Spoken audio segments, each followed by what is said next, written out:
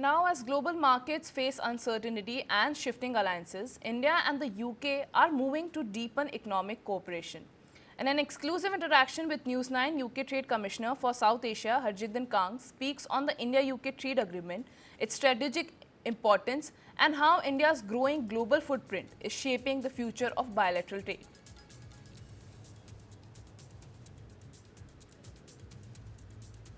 What are the top benefits of FTA between India and UK? To answer this, I am joined by the Trade Commissioner of South Asia, Mr. Harjinder Kang. Mr. Kang, welcome to TV9.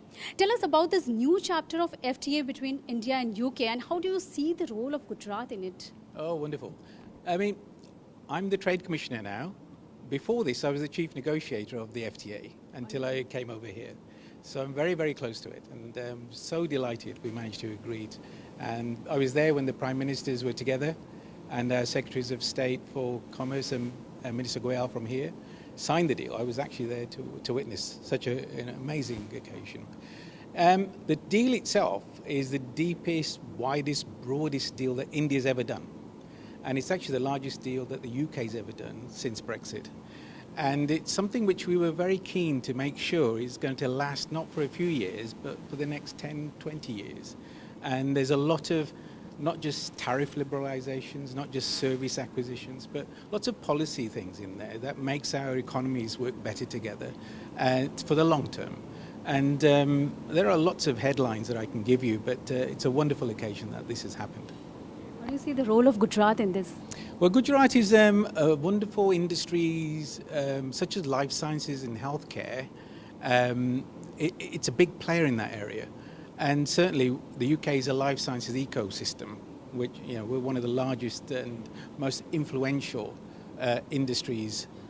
We punch way above our weight in life sciences. And I actually used to work for AstraZeneca for about 30 years before coming into this role. So I know a little bit about the industry, and having talked to the key players in Gujarat, not just this time around, I've been a few times, I can see how we can play a game of collaboration between the two nations. One of the big things we're trying to do is to ensure innovation and collaboration in innovation, whether it's in healthcare and life sciences or other aspects. We're trying to make sure we make it easier for companies to get together on a regular basis. So the real sort of tangible benefits for the sort of general population is obviously in things like tariff reductions. What I mean by that is something like 99% of things that India send to the UK will be lower or zero tariffs.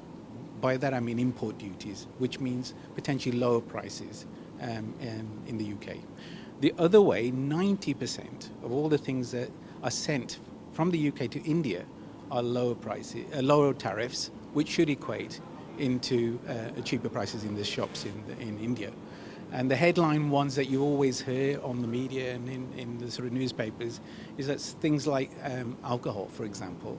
Whiskey is going to be reduced from 150% duty to 75% on the day of the FTA coming into force. And so that sort of thing is, you know, not unique. We've reduced tariffs on a lot of things, and like I said to you, it will make for a much better trading environment on both sides.